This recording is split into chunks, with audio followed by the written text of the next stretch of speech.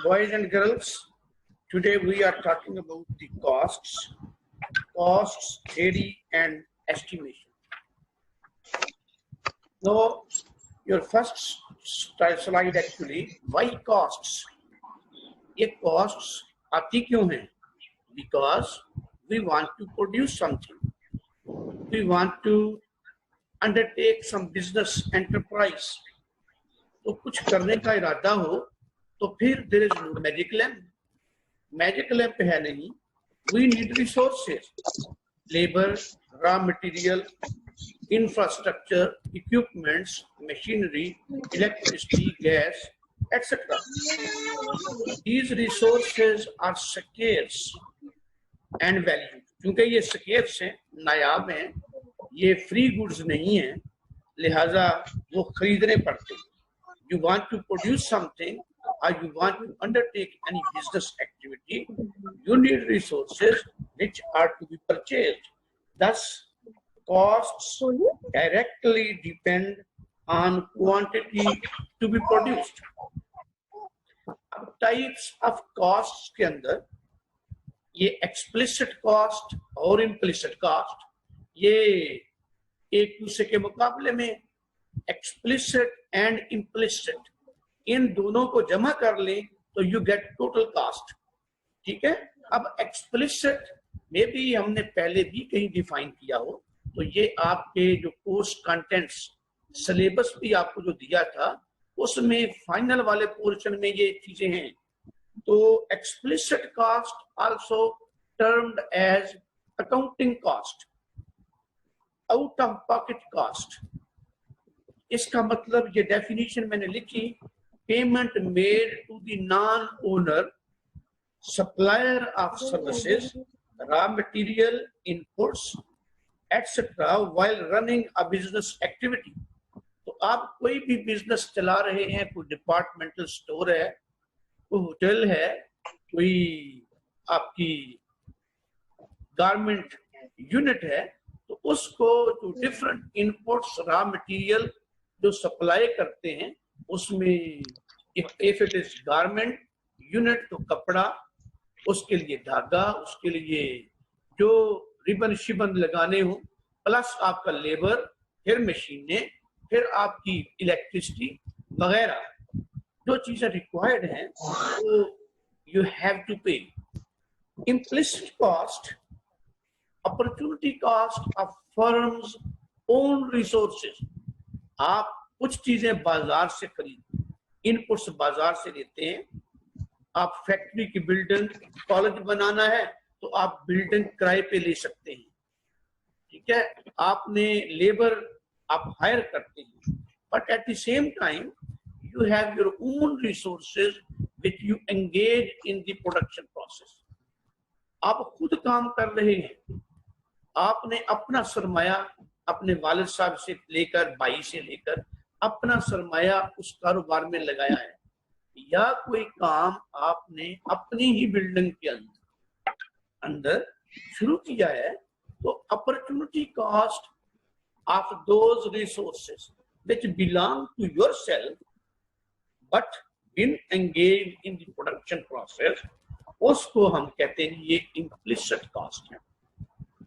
आमतौर पे we forget, we ignore implicit cost, क्योंकि explicit को you cannot ignore. You have to pay, labor has to be paid, otherwise there will be strike. Electricity bill have to be paid, otherwise your meter will be disconnected. Similarly, others you have to pay, so you cannot forget. But own resources you overlook. But economist says that if you are not considering your own resources, you are escalating your profit, which is not a true picture of the profit. You are misleading the other people. So total cost is equal to explicit cost plus implicit cost. Now fixed versus variable cost. Fixed cost represent the expenditure incurred on the purchase of fixed inputs. अब आप देखते हैं short run के अंदर कुछ fixed inputs हैं, कुछ variable inputs हैं। फिक्स्ड इनपुट्स वो हैं which do not change with the quantity of the output produced। तो वो आपका फिक्स्ड इनपुट है। वेयर है तो उनको खरीदने के लिए, उनको अरेंज करने के लिए जो एक्सपेंडिचर पे करते हैं वो आपकी fixed.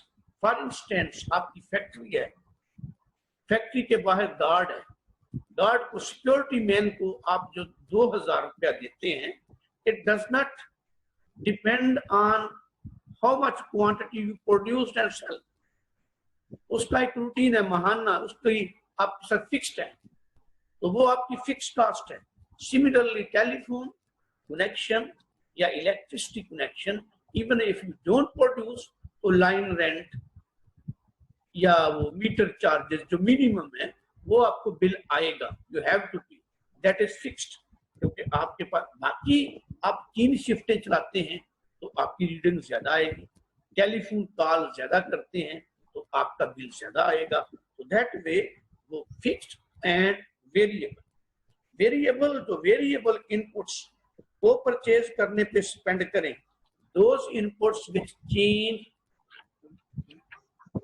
with change in output level, average fixed, variable and total cost।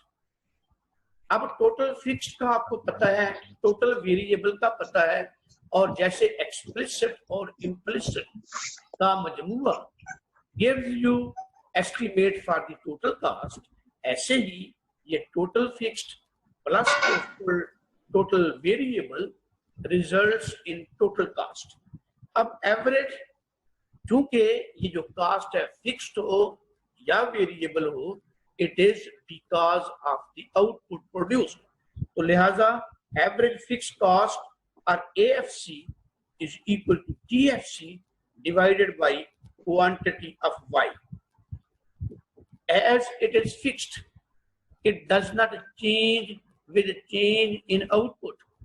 0 आपका आउटपुट है तब भी आपकी फिक्स कास्ट वही है। आपका आउटपुट लेवल 5 हो जाए तब भी आपकी फिक्स कास्ट टोटल उतनी ही रहेगी। आपका आउटपुट लेवल 10 हो जाए, your total fix cost will remain same. तो लिहाजा आपकी AFC, average fix cost, continues to decrease as your output level is increasing, as you produce more and more। जो आपकी प्रोडक्शन कैपेसिटी है उसके अंदर आप इंक्रीज करें तो आपका जो per unit fix cost that is decreasing continuously, but it is never negative. Negative कभी नहीं होगी, ये फ्लैटर होती जाएगी, it is decreasing anyway. Average variable cost or ABC is TVC divided by quantity of output। अब TVC क्या है? TVC you know, units of the variable input multiplied by price of that input। तो ABC first decreases, reaches to a minimum level and then start increasing। तो ये पहले decrease करती है, minimum level को टच करने के बाद it start increasing. Average total cost is equal to average fix cost plus average variable cost. ATC also behaves like AVC, however its minimum point comes little after that of ABC। जहां average variable cast का minimum point है उसके थोड़ा बाद में, थोड़ा right side पे आपकी एवरेज टोटल कास्ट का मिनिमम पॉइंट होगा। तो देखो दोनों का पैटर्न एक ही है कि ये पहले डिक्रीज करती है, मिनिमम लेवल पे जाने के बाद ये इंक्रीज करना शुरू कर देती है। Marginal cost, marginal cost change in total cost divided by change in quantity of output। Marginal cost or MC can be described as change in total cost caused by 1 unit change in quantity of output produced. As TFC remains unchanged,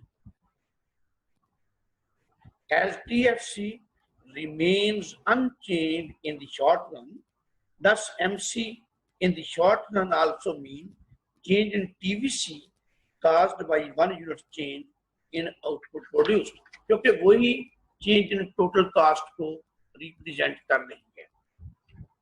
ये एक table सा बना दिया है आसान सा, इसको आप देखें कि हाउ इनपुट यूज और वाई गिवन है। प्राइस ऑफ इनपुट गिवन है 4 रुपए यूनिट, जबकि TFC इज 10, तो उसके मुताबिक आप यहाँ इसके अंदर AFC, ABC, ATC और MC निकाली गई है। इस टेबल को आप देखें और अगेन उसके मुताबिक ये ग्राफ भी बनाया गया है। आप भी कोई लेकर एग्जाम्पल लेकर try to create a table first, hypothetical data किसी माइक्रो इकोनॉमिक्स की किताब से ले लें, तो लेकर उसकी प्राइसेस लगाकर try to generate a table, और उसके बाद ग्राफ पेपर लेकर या प्रॉपर स्केलिंग के साथ ये ग्राफ बना के ट्राई करें, चेक करें कि आपका इसके मुताबिक बनता है या नहीं। अब जब आपने कॉस्ट कैलकुलेट कर ली, कॉस्ट आ गई, तो अब next question is output determination by the firm.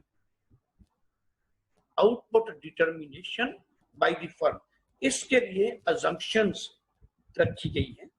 Assumptions हैं कि फर्म इज प्राइस टेकर।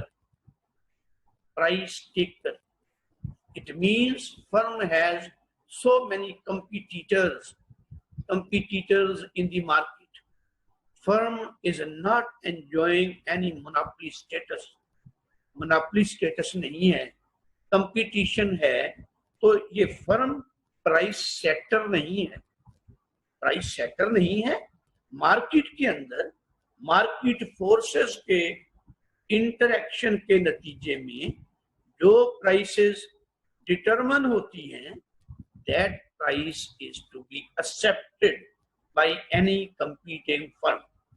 तो फर्म के लिए लिहाजा उसको हमने कहा firm is price taker, and firm का ये प्रोड्यूस करने का मकसद, quantity to be produced, production के पीछे मकसद कार फरमा, that is profit maximization. Profit maximization उसका मतमाई नजर है। अब मार्केट प्राइस, जो मैंने पहले आपको बताया कि मार्केट डिमांड और मार्केट सप्लाई के इंटरेक्शन के नतीजे में जो प्राइस डिटरमिन हुई, मार्केट प्राइस डिटरमिन हुई, that is to be accepted. तो उसको हम इसके लिए, इस फर्म के लिए प्राइस लाइन, और उसी प्राइस लाइन को MR और AR, मार्जिनल रेवेन्यू बराबर है एवरेज रेवेन्यू के, और वो दोनों बराबर हैं मार्केट प्राइस के, क्योंकि हमने ये पहले कहा कि वो प्राइस टेकर है, प्राइस सेटर नहीं है। तो लिहाजा अब फिर आगे जब ये चीजें हमें पता चल, अब कॉस्ट कर्व्स आपने बना लिए, कॉस्ट टेबल ही सही, या टेबल आपके सामने दिया हुआ हो या आपके ने उसके कर्व बना लिए हैं। तो अब मार्केट प्राइस को ले आओ, मार्केट प्राइस को लाकर अपने MC के साथ, मार्जिनल कॉस्ट के साथ कंपेयर करें। अब यहाँ पे लिखा है मैंने, output will be produced where MR is equal to MC, provided, ये साथ शर्त है, just MR is equal to MC नहीं, ये first condition MR is equal to MC, लेकिन साथ का provided this point is not below ABC। तो ये जो इक्विटी है, इक्विटी ABC से नीचे नहीं, ABC से ऊपर हो, तो और जहां भी वो इक्वल होगी, MC इज इंक्रीजिंग, और इंक्रीजिंग के साथ जहां आपकी जो MR MR line, straight line, it will be straight line. MR line जहां आपकी MC कर्व को कट करे तो वहां से आपको क्वांटिटी मिलेगी, how much to produce. Other things remain same. Quantity of Y will change in response to changes in MR. अब मार्केट के अंदर मार्केट डिमांड, मार्केट सप्लाई में चेंजेस आने के नतीजे में मार्केट प्राइस चेंज होगी. जब मार्केट प्राइस चेंज होगी तो अकॉर्डिंगली आपके लिए भी, आपने तो वो चेंज जो प्राइस मार्केट में है वो आपने एक्सेप्ट करनी है. तो दैट प्राइस इट में इंक्रीज, इट में डिक्रीज. तो ऊपर नीचे it will remain a straight line. तो वो स्ट्रेट लाइन रहते हुए ऊपर नीचे जाएगी.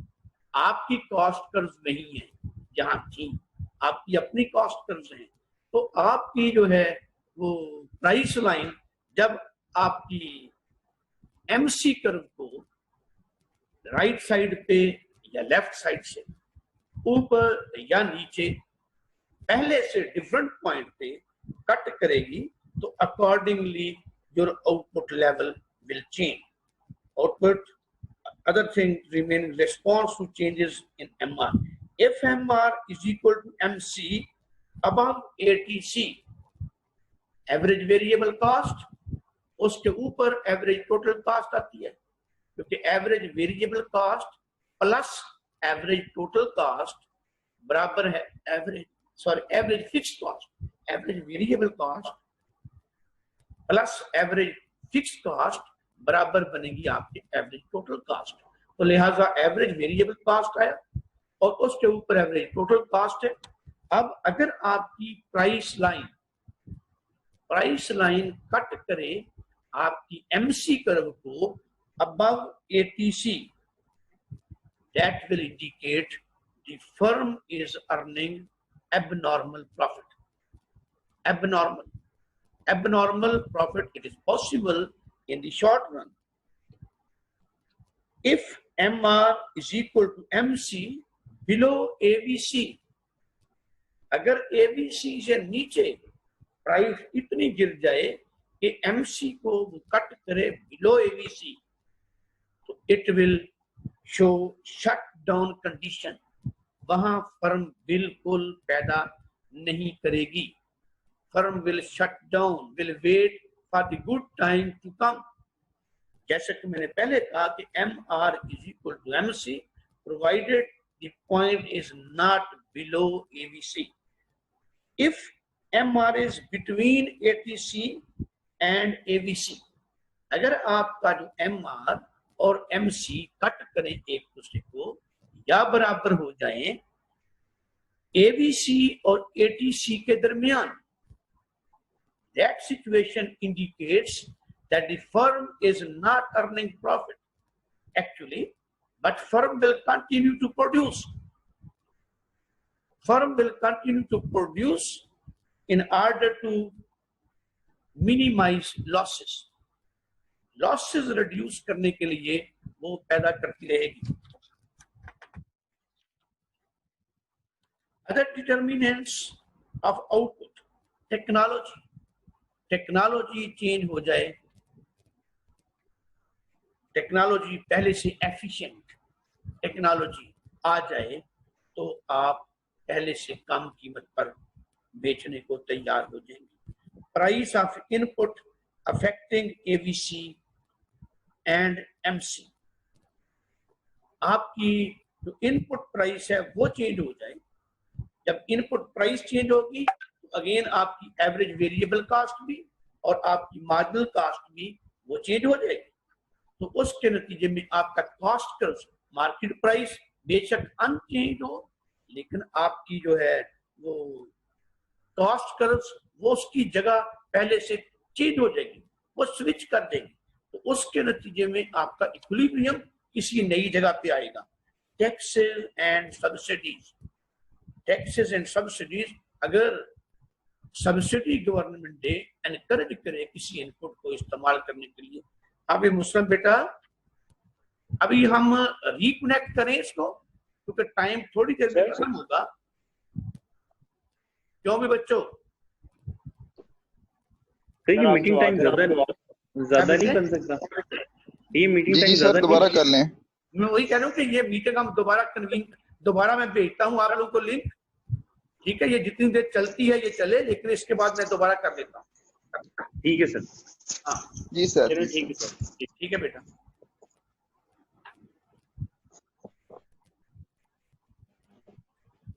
Okay, production with two inputs. अब जब टू इनपुट्स, पहले था one variable input, rest of the inputs were fixed. अब production with two variable inputs,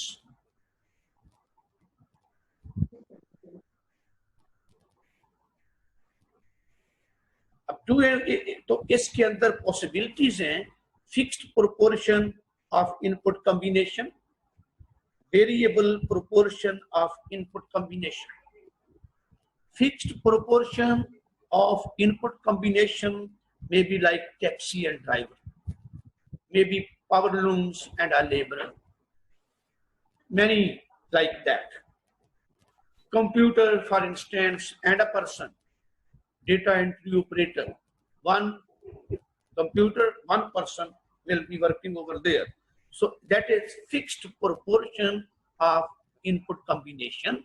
और यहाँ पे आप दोनों इनपुट की कास्ट को देखेंगे, अगर वो कास्ट इंकर करके आपको आउटपुट प्रोड्यूस करना हमारा खाता है, keeping in view again the output price, तो आप दोनों इनपुट यूज करेंगे और कंटिन्यू करेंगे, otherwise you will stop production.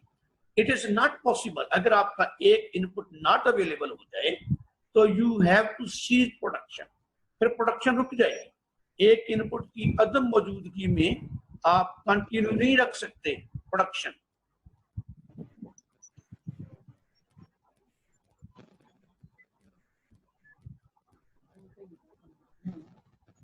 हम डिस्कस कर रहे थे पहले fixed proportion of input combination and the other is variable proportion of input combination.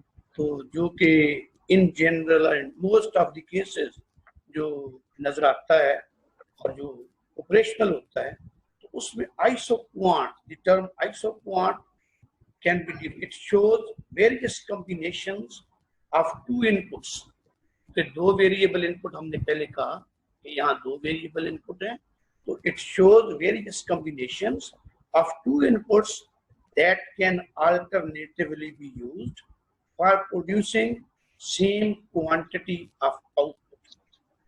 If Q is same, जब क्वांटिटी नहीं बदलेगी तो फिर TR remains same, total revenue उसी क्वांटिटी को बेचेंगे, मार्केट प्राइस इज गिवन, तो उतना ही revenue, whichever combination of inputs you change, you use, does not matter, आपका रेवेन्यू जो है वो उतने का उतना रहेगा. However, total cost changes from one combination of inputs to other combination, क्योंकि उन दोनों इनपुट्स में से कोई निस्बतन महंगा होगा, कोई सस्ता होगा. तो डिफरेंट कॉम्बिनेशंस पे एक इनपुट को बढ़ा रहे हैं, एक को कम कर रहे हैं. Substitution is taking place, you are substituting one input for the other.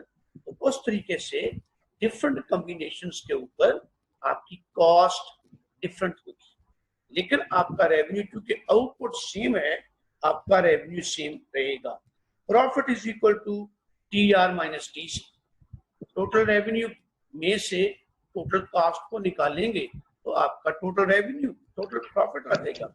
Therefore, the firm will be behind the least cost combination of inputs. क्योंकि प्रॉफिट मैक्सिमाइजिंग है, profit maximising firm for given output, revenue can not be enhanced. अगर revenue enhance नहीं हो सकता तो उसके पास और है क्या है option, to minimise, to find out the cheapest combination of input. अब least cost combination of inputs को टेबुलर अप्रोच के जरिए टेबल बना लें, इनपुट 1, इनपुट 2, उनकी जो पॉसिबिलिटीज, उनके कॉम्बिनेशंस, उनको लिस्ट कर लें. मैं आपको इसका भी एक टेबल बना के व्हाट्सएप कर दूंगा, इसमें नहीं है वो। तो आप वो उनकी प्राइसेस गिवन होगी मार्केट के अंदर। तो जब प्राइसेस गिवन है तो यहाँ total cost is equal to input 1 into PX1, input 1 की price plus input 2 into PX2।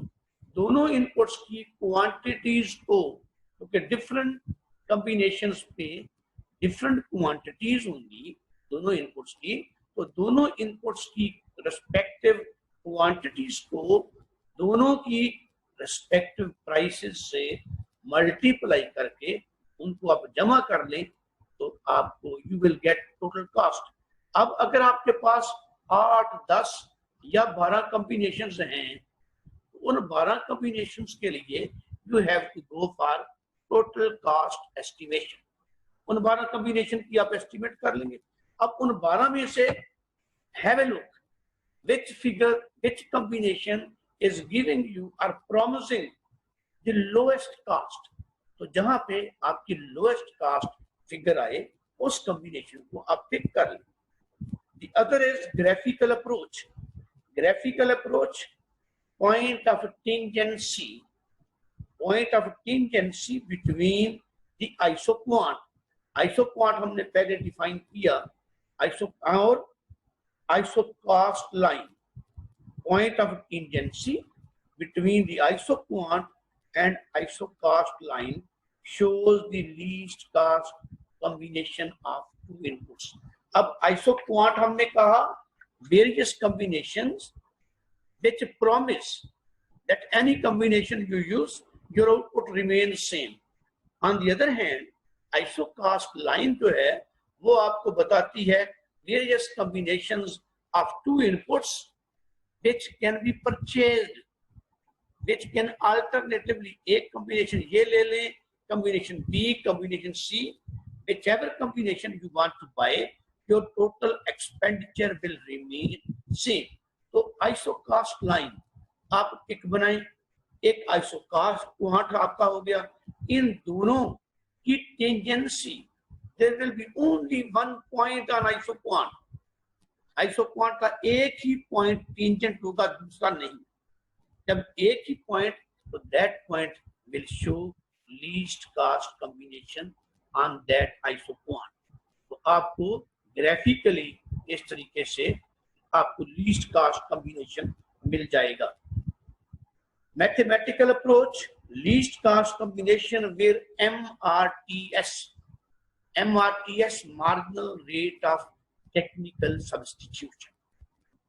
इसको simply you can also call MRS, marginal rate of substitution, because you are substituting one input for the other। तो उनका MRS is equal to IPR, inverse price ratio। MRTS is equal to change in X2 over change in X1। This should be equal to PX1 over PX2 IPR और MRTS। in other words, आप confuse ना हो, मैंने यहाँ change in X2 change in X1 लिखा है। तो आपके टेबल में या आप कोई किताब उठाएं तो वहां इनपुट का लेबल Z और J भी हो सकता है, Z और J। तो आप X1 और X2 से परेशान ना हो। MRTS means change in saved input। Different combinations, जब हम कह रहे हैं एक इनपुट को हम घटा रहे हैं, कम कर रहे हैं, दूसरे इनपुट को हम बढ़ा रहे हैं, तो यहाँ हम MRTS means change in saved input, how much quantity of that input has been saved, divided by change in added input। जिसको हमने जिसमें इजाफा किया है उसकी कितनी क्वांटिटी बढ़ाई है, should be equal to inverse price ratio। अब जो इनपुट हमने घटाया है उसकी प्राइस नीचे और जो बढ़ाया है उसकी प्राइस ऊपर। The least cost combination is also called optimum combination। तो आपको ये भी कुछ कहा जा सकता है, please find out the optimum combination of the following inputs। तो ऑप्टिमम कॉम्बिनेशन कौन सा होगा? जो लीस्ट कास्ट होगा। जो लीस्ट कास्ट वही मोस्ट मौजू। तो लिहाजा आपको लीस्ट कास्ट ढूंढना है और प्रोड्यूसर्स इक्विलिब्रियम, वहीं पे प्रोड्यूसर का इक्विलिब्रियम होगा।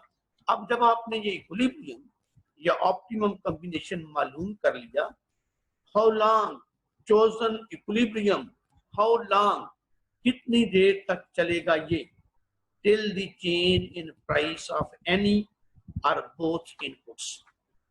अगर उनमें से एक इनपुट की प्राइस हो चेंज हो जाए तब भी, अगर दोनों इनपुट्स की प्राइसेस चेंज हो जाए तो भी आपका कॉम्बिनेशन, क्यों, जो रेशियो है IPR will change. If IPR change तो उसकी एमआरटीएस के साथ इक्विटी विल चेंज। तो आपको दोबारा से वही एक्सरसाइज जो पहले की वो एक्सरसाइज दोबारा करना होगी। तो अगर प्राइसेस चेंज नहीं होती, जब तक चेंज नहीं होती, आपका वही चलेगा पहले वाला इक्विलिब्रियम या पहले वाला आपका जो least combination, that will continue to prevail. फिर new technology resulting in change MRTS, जैसे लेबर सेविंग टेक्नोलॉजी आ गई। लेबर सेविंग टेक्नोलॉजी आने से उससे एमआरटीएस चेंज, एमआरटीएस अब प्राइसेस सेम है लेकिन एमआरटीएस चेंज हो गया तो सेव वर्सेस एडेड अगेन तवाजन चेंज हो जाएगा। तो you have to have a look again and to make sure that you are at a point where MRTS is equal to IPR. Government policy, government is favouring one input. For instance, अगर government आपको कहती है कि भी आप employment बढ़ाएंगे तो आपको टैक्स रिबेट मिलेगा, इनकम टैक्स में आपको छूट मिलेगी, तो आपका इट मींस आपको 5 बंदों की एम्प्लॉयमेंट बढ़ाने पे आपको कितना टैक्स में फायदा होता है, तो आप उसको देखेंगे।